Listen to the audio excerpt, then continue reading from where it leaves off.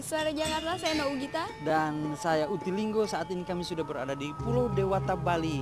Kami akan meliput upacara ngaben terbesar di Bali ini, tepatnya di Ubud. Iya, benar sekali. Dan upacara ngaben terbesar yang ada di Bali ini biasanya disebut plebon oleh masyarakat yang ada di Bali. Dan undangan dari Raja Ubud ini tidak disia-siakan oleh tim Suara Jakarta untuk langsung terbang ke Bali. Dan bagaimana prosesi upacara itu dari awal sampai akhir akan kami persembahkan untuk Anda pemirsa. Dan seperti apa sih budaya yang ada di Bali? Pemirsa jangan kemana-mana, langsung aja kita lihat liputannya.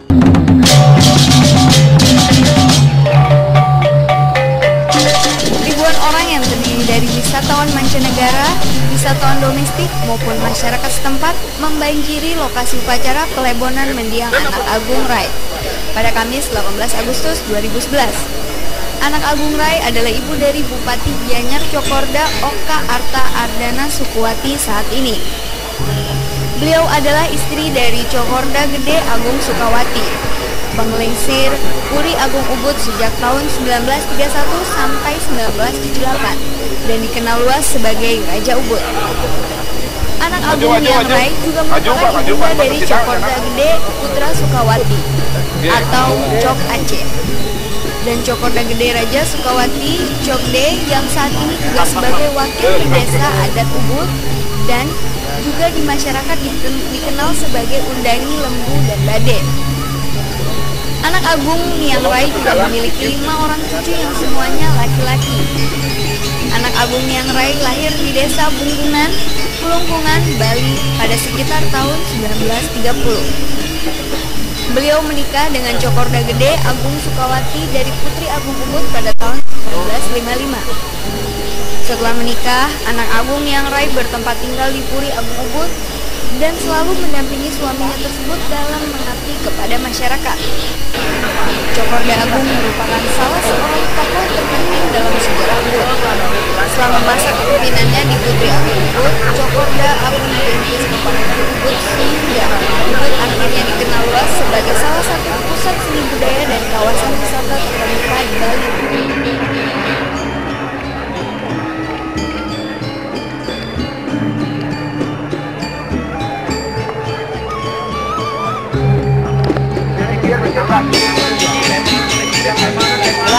Kasih lebar dikit Bang, ya mohon maaf dulu ya.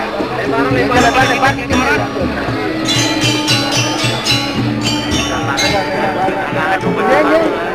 Salang duwe, ketan dikit ya.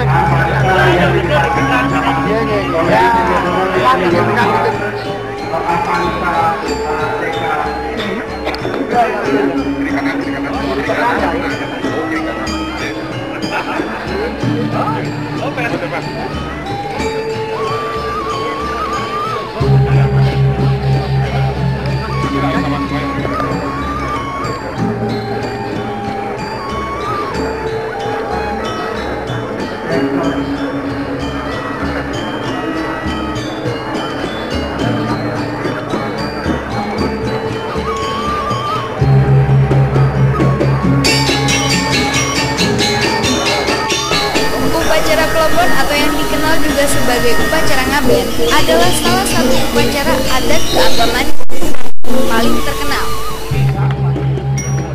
Upacara ini merupakan bentuk penghormatan dari keluarga dan masyarakat terhadap mendiang. Walaupun merupakan upacara kematian, namun suasana upacara pelebon selalu berlangsung meriah.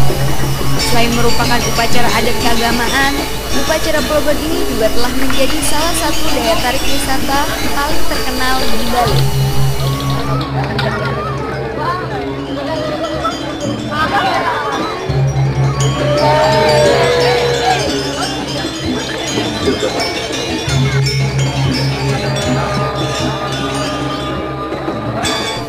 Happy Salma yang sudah menjadi anggota kerajaan Ubud juga mengundang beberapa teman artisnya dari Jakarta seperti Lulu Tobing, Paramita Rosadi, dan lain-lain.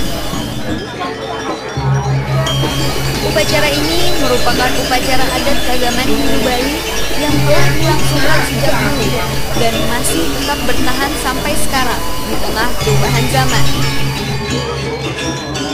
Dalam upacara ini, kita juga bisa melihat kebersamaan antara pihak Puri Agung Ubud dan masyarakat, serta antar anggota masyarakat yang masih saling bergotong royong. Upacara pemberangkatan jenazah dari Puri Agung Ubud dimulai pada sekitar pukul 13.00 waktu Indonesia Tengah.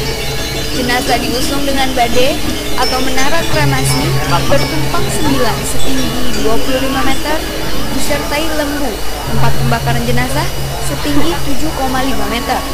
Dan sebagai perangkat upacara pelebuhan lainnya menuju tempat pembakaran jenazah di pura dalam Puri Pelihatan yang berjarak sekitar 900 meter ke arah timur dari Puri Agung Ubud.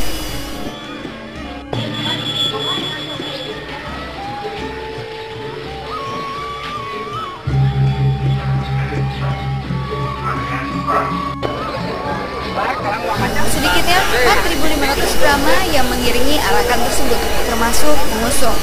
Selama arakan hingga menuju setra, terjadi beberapa kali pergantian anggota pengusung bade dan lembu. Di tiap estafet tersebut membutuhkan 300 orang. Naugita Purnama Salim, Tim Suara Jakarta melaporkan.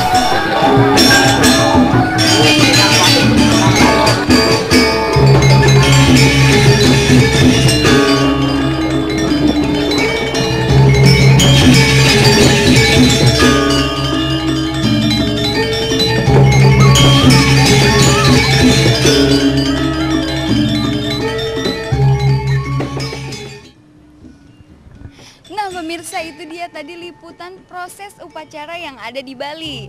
Dan budaya yang ada di Bali itu sangat sakral sekali ya Utilinggo ya? Benar sekali Naugita, Bali ini mempunyai keunikan di bidang wisata, baik itu budaya maupun wisata alamnya. Ya benar sekali pemirsa, harus meluangkan waktu untuk jalan-jalan ke Pulau Dewata ini. Iya benar sekali kita. Iya, pemirsa jangan kemana-mana, masih ada berita selanjutnya, tetap di Suara Jakarta.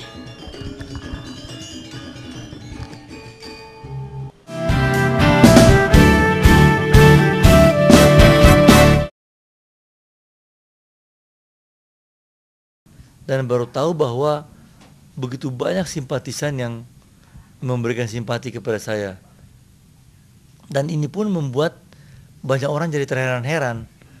Jadi ya ini alhamdulillah ini suatu berkah, suatu hikmah di balik ini, bahwa saya juga sadar bahwa begitu banyak orang yang menghargai apa yang saya buat selama ini. Terima kasih.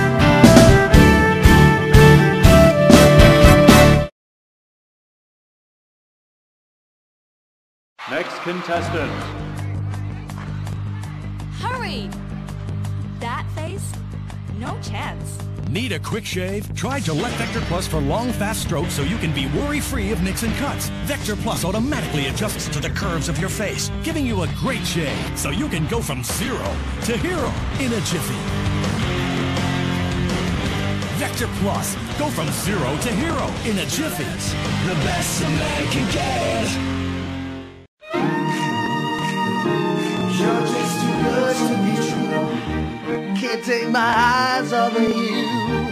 You'd be like heaven to touch. Oh, I wanna hold you so much. You're just too good to be true. I can't take my eyes off. I love you, baby.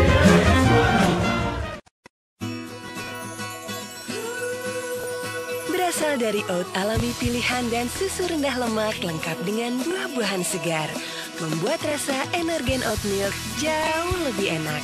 Turunkan kolesterol, kaya kalsium dan tanpa tambahan gula.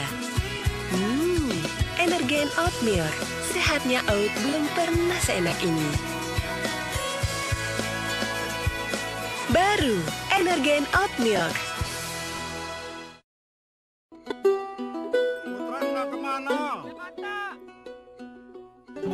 Menurun di titik terendah, bahkan menanjak sampai ke puncak. Pada semangat sejati, aku percaya apa yang kumiliki bisa memberi jalan bagi sesama. Sejati emang bikin bangga. Sekarang mana mungkin? Jangan sampai bos kecewa.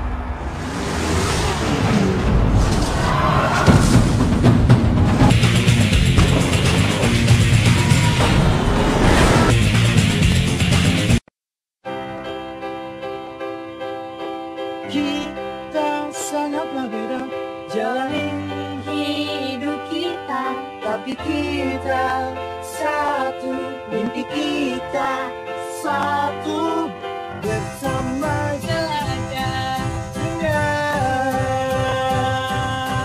Buanglah semua ragu. One heart, terus melangkah bersama satu hati. One heart, oh one heart.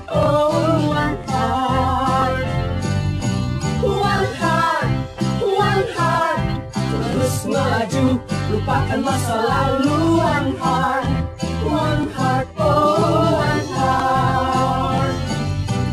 Na na na na na, na na na na na.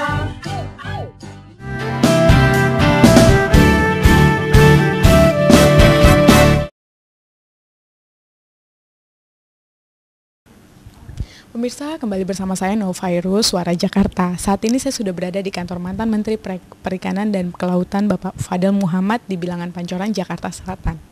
Kali ini saya diberi kesempatan untuk mewawancara beliau mengenai pergeseran posisi beliau dari Menteri Perikanan dan Kelautan yang baru-baru ini dilaksanakan. Untuk lebih jelasnya kita tanyakan langsung ke beliau langsung ya. Sebelumnya terima kasih banyak Pak untuk waktu luangnya dengan kesempatan saya untuk wawancara dengan Bapak. Sebagaimana kita ketahui baru-baru ini perombakan kabinet di kabinet NKRI kedua telah berlangsung, di mana Bapak juga turut tergeser dari posisi Menteri Perikanan, dan kronologisnya kira-kira seperti apa sih kronologisnya, kita pengen tahu gitu loh. Jadi bagi saya berkiprah membangun bangsa ini bisa dari dalam maupun bisa dari luar, nggak ada masalah bagi saya. Saya di swasta pun dulu saya sudah berbuat banyak. Saya dipercaya rakyat Gorontalo menjadi gubernur, dan alhamdulillah saya bekerja sungguh-sungguh membawa Gorontalo ke nama nasional dan internasional. Kemudian saya belum habis tugas di Provinsi Gorontalo, dipindahkan ke Jakarta menjadi menteri yang sangat berat, yaitu Kelautan dan Perikanan. Alhamdulillah saya dalam 2 tahun telah membuat 5 terobosan besar. Yang pertama adalah saya membuat apa yang disebut dengan retribusi saya nolkan. Yang kedua, saya punya kontrak kinerja dengan para gubernur, bupati, dan wali kota, sehingga produksi itu naik bersih perikanan. Saya juga telah membuat program untuk kemiskinan nelayan, yang akhirnya Presiden membuat Kepres nomor 10 tahun 2011, dan anggarannya cukup besar, membangun rumah-rumah nelayan, bangun ini, dan juga buat Inpres, instruksi Presiden mengenai perlindungan nelayan. Saya juga alhamdulillah telah berhasil meletakkan dasar-dasar tentang pembangunan ekonomi di Kelautan Perikanan untuk wilayah namanya Minapolitan, dan untuk desa namanya pengembangan usaha Mina Pedesaan. Di samping itu, secara internasional, kita telah mendapatkan pengakuan yang sangat banyak. Kita telah membuat Coral Triangle Initiative, sebuah inisiatif mengenai terumbu karang. Ketika saya masih jadi gubernur Gorontalo, itu Provinsi Gorontalo adalah provinsi yang pertama membuat perda mengenai penyelamatan terumbu karang, dilarang dibom. Dan dengan kita membuat Coral Triangle Initiative ini, dapat bantuan yang begitu banyak dari lembaga-lembaga internasional, sehingga bagi saya ya cukup, dikatakan sudah cukup ya alhamdulillah. Ada desakan-desakan politik, saya nggak mempersoalkan lagi, serahkan kepada Tuhan. Bagi kita yang penting kita berkarya dan berbuat buat rakyat. Betul sekali. Nah, seperti yang banyak berita belakangan ini, bahwa banyak protes karena pencopotan Bapak ini, ya kan? Karena khususnya dari kalangan-kalangan, berbagai kalangan, khususnya masyarakat Gorontalo, di mana mereka merasa Bapak sudah banyak memberikan gebrakan-gebrakan yang cukup bagus dan juga pencapaian yang cukup signifikan. Nah, menurut Bapak gimana nih dari reaksi, pendapat Bapak dari reaksi masyarakat yang seperti ini? Sebenarnya bagi saya terima kasih, di luar dugaan saya.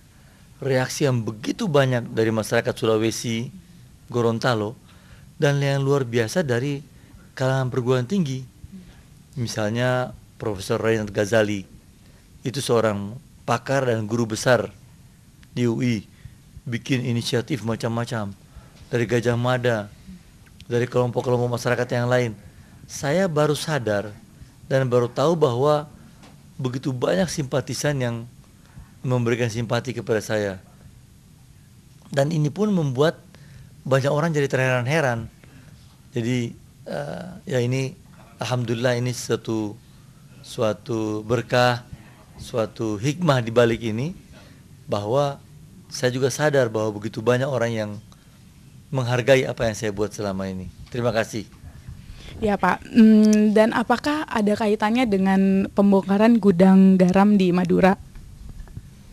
Ya, banyak orang mengatakan bahwa Pak Fadel, salah satu faktor utama saya diganti itu karena langkah-langkah berani yang saya buat untuk pro ekonomi rakyat. Misalnya ketika orang import ikan begitu banyak, 200 kontainer saya reekspor dari Priok, 86 kontainer dari Belawan, ratusan kontainer saya reekspor dari Perak, Jawa Timur, dan begitu banyak import-importnya kita batasi agar supaya ikan dalam negeri naik. Garam demikian juga, saya udah minta Menteri Perdagangan jangan impor lagi di musim panen. Tiba-tiba ada masuk lagi. Terakhir di jantung daripada garam di Pulau Madura, mereka impor 260.000 ton. Maka saya ke sana, saya stop semuanya, bongkar gudangnya, betul ditemukan garam-garam impor. Langkah-langkah begini saya buat tidak maksud untuk apa-apa, tapi menunjukkan bahwa janganlah kita tuh mengganggu ekonomi rakyat. Ekonomi rakyat adalah sangat penting karena rakyat harus berpendapatan, baru mereka bisa sejahtera. Banyak yang menilai juga sih ini nggak fair. Kalau menurut Bapak gimana? Ya saya nggak bisa memberikan penilaian karena ya itu penilaian masyarakat. Ya kita lihat aja mana yang terbaik. Waktu akan berjalan, tapi yang penting adalah bahwa saya punya komitmen akan terus membangun Gorontalo. Saya punya komitmen agar supaya calon gubernur yang kita peroleh calon yang baik, dan akhirnya saya bisa bantu dia. Terus saya akan bantu rutin sehingga dia bisa memajukan Gorontalo seperti apa yang saya rencanakan pada program saya 20 tahun Gorontalo, 40 tahun Gorontalo ke depan bagaimana. Lalu bagaimana dengan Ibu Hana selaku istri Bapak yang mengetahui perombakan kabinet ini bisa dikatakan agak tiba-tiba ya Pak, dari pengumumannya itu gimana reaksinya Ibu Hana? Apakah kaget?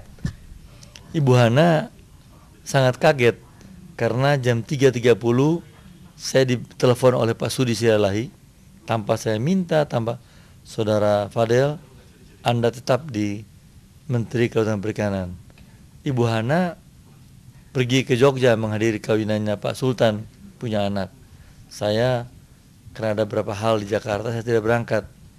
Saya kabarkan sama dia bahwa sudah beres.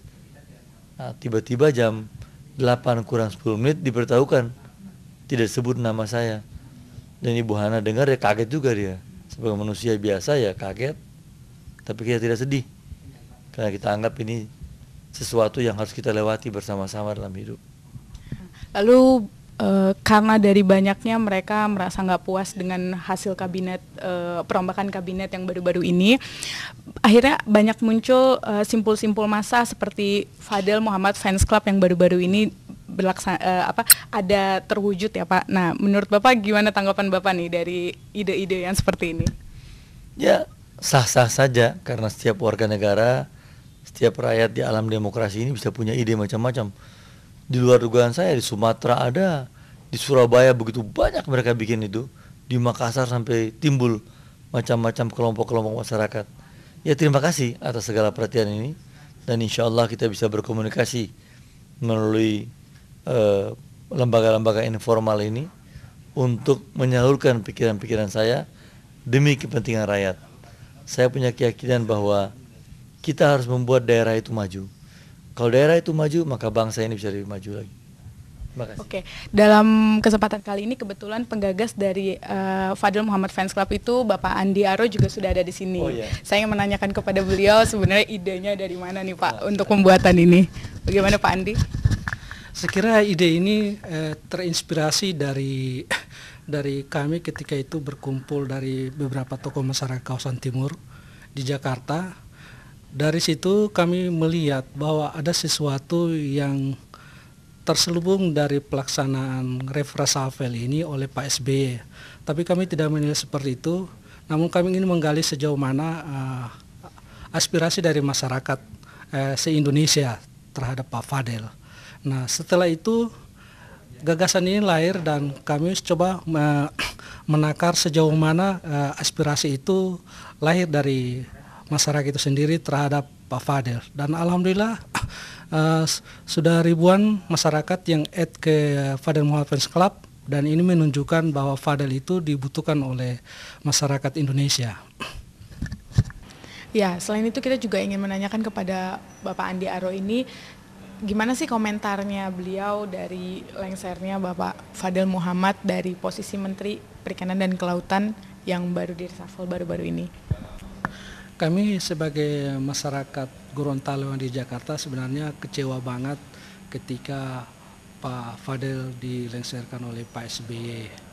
Dan karena beliau salah satu tokoh yang kami harapkan membawa masyarakat Gorontalo ke kancah politik nasional sebagai bagian warga Gorontalo juga. Namun karena hal ini hak prerogatif dari Bapak Presiden sehingga kami bisa memaklumi. Namun kami berharap Pak Fadel untuk tetap terus berkarya. Terima kasih. Begitulah pemirsa hasil wawancara saya dengan Bapak Fadil Muhammad. Seperti yang dikatakan beliau tadi, sekalipun beliau sudah tidak berada dalam jajaran Kabinet Indonesia Bersatu Jilid 2, tapi untuk berkarya harus tetap dijalankan. Baiklah, demikian reportase dari saya untuk hari ini. Saya Novairus, Suara Jakarta. Sampai jumpa.